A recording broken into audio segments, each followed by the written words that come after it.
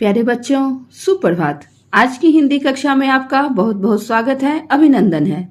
बच्चों, आज की कक्षा में हम आपकी पाठ्य पुस्तक क्षितिज भाग 2 के पाठ कन्यादान, जिसके कवि ऋतुराज हैं, उसके अभ्यास के प्रश्नों के उत्तर जानेंगे। बच्चों, कवि ऋतुराज का जन्म सन 1940 में भरतपुर में हुआ।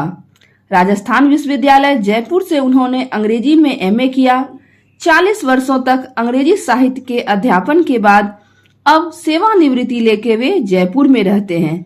उनके अब तक 8 कविता संग्रह प्रकाशित हो चुके हैं। कवि ऋतुराज मुख्य धारा से अलग समाज के हाशिए के लोगों की चिंताओं को अपने लेखन का विषय बनाया है। उनकी कविताओं में दैनिक जीवन के अनुभव का यथार्थ है। बच्चों, कन्यादान कविता में माँ बेटी को स्त्री के परंपरागत आदर्श रूप से हटकर सीख दे रही है। कवि का मानना है कि समाज व्यवस्था द्वारा स्त्रियों के लिए आचरण संबंधी जो प्रतिमान गढ़ लिए जाते हैं, वे आदर्श के मुलम्मे में बंधन होते हैं। कोमलता के गौरव में कमजोरी का उपहास छिपा रहता है। लड़की जैसा ना दिखाई देने में इसी आदर्शीकरण का प्रतिकार है। बेटी माँ के सबसे निकट और उसके सुख दुख की साथी होती है। इसी कारण उसे अंतिम पूंजी कहा गया है। इस कविता में कोई भावुकता नहीं, बल्कि माँ के संचित अनुभवों की पीड़ा की प्रामाणिक अभिव्यक्ति है।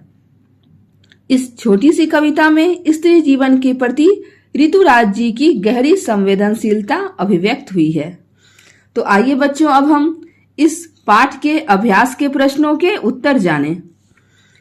पहला प्रश्न है, आपके विचार से माँ ने ऐसा क्यों कहा कि लड़की होना पर लड़की जैसी मत दिखाई देना?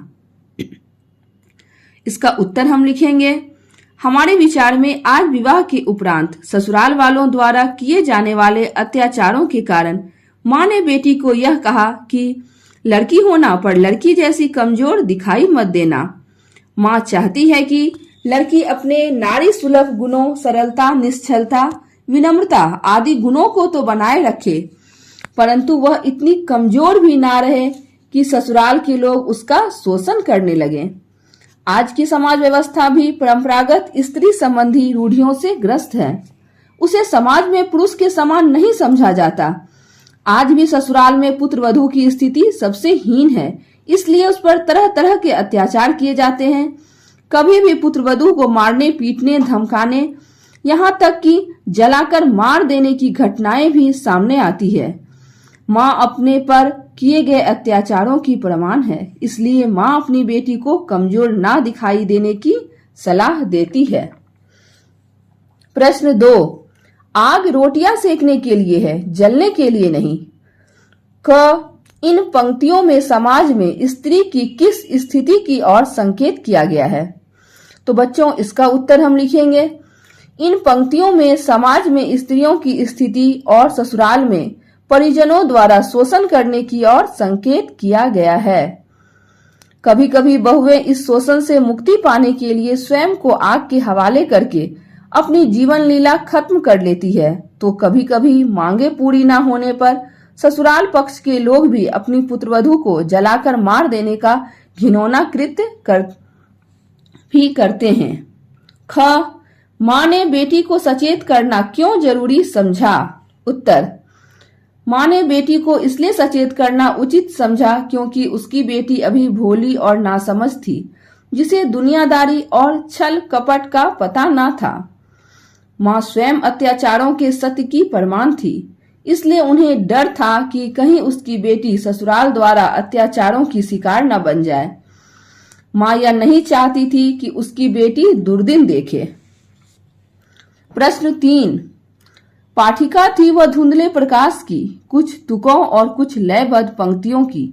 इन पंक्तियों को पढ़कर लड़की की जो छवि आपके सामने उभर कर आ रही है, उसे शब्दबद्ध कीजिए।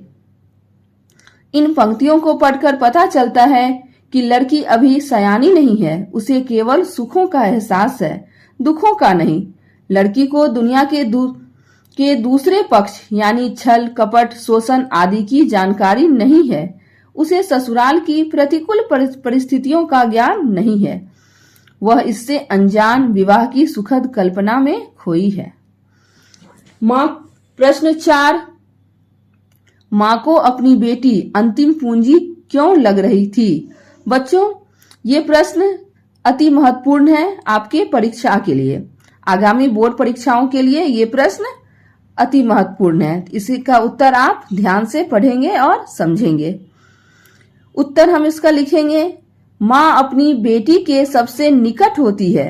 वह अपने सारे सुख दुख अपनी बेटी के साथ बांटती है। साथ ही अपने जीवन के संपूर्ण संस्कारों को माँ बेटी में भर देती है। बेटी माँ की ही छवि कहलाती है, इसलिए उसे विदा करते समय ऐसा लगता है मानो उसका सब कुछ जा रहा हो। उसे अपनी बेटी कन्या दान करते समय अंतिम पूंजी लग रही थी। अब प्रश्न 5, माँ ने बेटी को क्या क्या सीख दी? माँ ने बेटी को कन्यादान करने पर यह सीख दी कि तुम लड़की होना, पर लड़की जैसी कमजोर मत दिखना। यह ठीक है कि तुम्हारा जन्म स्त्री जाति का है, लेकिन अगर तुम ससुराल में कमजोर दिखाई दी तो तुम पर तरह तरह के अत्याचार किए जाएंगे। परिवार का पूरा काम करना, लेकिन परिवार के अत्याचारों की शिकार मत बनना। वस्त्र और आभूषणों से अपने सौंदर्य को बढ़ाना, किंतु स्वयं को सामाजिक परंपरागत रूढ़ियों में मत बांधना। अपने घर परिवार का सम्मान करना, किंतु उनकी अनुचित बातों का सदैव विरोध करना। बच्चों, अब अगला प्रश्न है रचना और अभिव्यक्ति का। प्रश्न 6, आपकी दृष्टि में कन्या के साथ दान की बात करना कहाँ तक उचित है? बच्चों, आप सभी जानते हैं कन्या कोई वस्तु नहीं होती है जो हम उसका दान करें। फिर भी लोग कन्यादान करना सबसे बड़ा पुण्य समझते हैं। तो इसका उत्तर आप अपनी समझ से कुछ भी लिख सकते हैं। मैं अपनी समझ से आपको इसका उत्तर बता रही हूँ। पुराने समय से ही भारतीय संस्कृति के अनुसार कन्यादान की प्रथा है। लड़का दूसरे परिवार की लड़की को विवाह बंधन द्वारा अपने घर ले जाता है, किंतु मेरी दृष्टि में कन्या के साथ दान की बात करना उचित नहीं है। दान तो किसी वस्तु का किया जाता है। कन्या कोई वस्तु नहीं है। उसका अपना एक अलग व्यक्तित्व, रुचि, पसंद, इच्छा, अनिच्छा आदि है। वह किसी वस्तु की भांति निर्जीव नहीं है। दान देने के बाद दानदाता का वस्तु से कोई संबंध नहीं रह जाता है, परंतु कन्या का संबंध आजीवन माता पिता से बना रहता है। कन्या एक वस्तु जैसी कभी भी नहीं हो सकती है, इसलिए कन्या को दान देने जैसी बात करना पूर्णतया अनुचित है। बच्चों, ये थे आपके पाठ के अभ्यास के प्रश्नों के उत्तर। अब हम अभ्यास के प्रश्नों के अलावा भी इस पाठ के कुछ अन्य परीक्षा उपयोगी प्रश्न के उत्तर जान लेते हैं। तो अन्य परीक्षा उपयोगी प्रश्न में प्रश्न 1, कन्यादान कविता में माँ द्वारा जो सीख दी गई है वे वर्तमान परिस्थितियों में कितनी प्रासंगिक है, स्पष्ट कीजिए।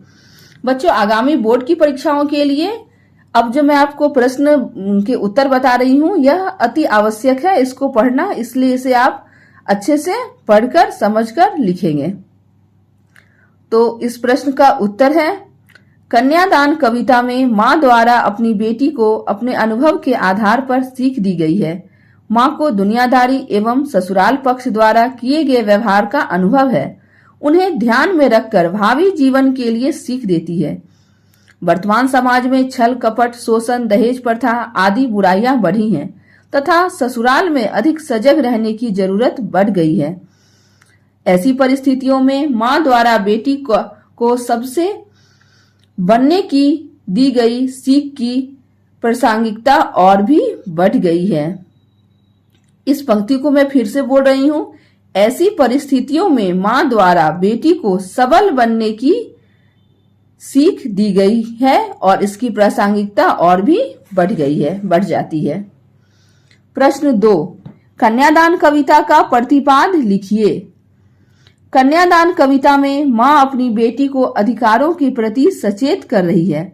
लड़की होने के संस्कारों के पांव तले दबकर जीने की बजाय उसे मां सम्मान पूर्वक जीवन जीने की शिक्षा दे रही है।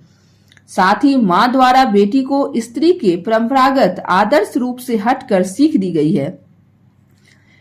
कवि ऋतुराज का मानना है कि सामाजिक व्यवस्था द्वारा स्त्रियों के आचरण संबंधी जो प्रतिमान गढ़ लिए जाते हैं वे आदर्श होकर भी बंधन होते हैं। कोमलता में कमजोरी का उपहास, लड़की जैसा ना दिखाई देने में आदर्श का प्रतिकार है। मां की बेटी से निकटता के कारण उसे अंतिम पूंजी कहा गया है।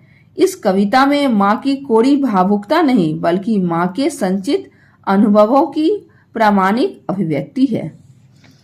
अंतिम प्रश्न जो कि आपके परीक्षा के लिए अति उपयोगी है। प्रश्न 3, आग रोटियां सेकने के लिए है, जलने के लिए नहीं, कहकर कवित्री ने समाज पर क्या व्यंग्य किया है?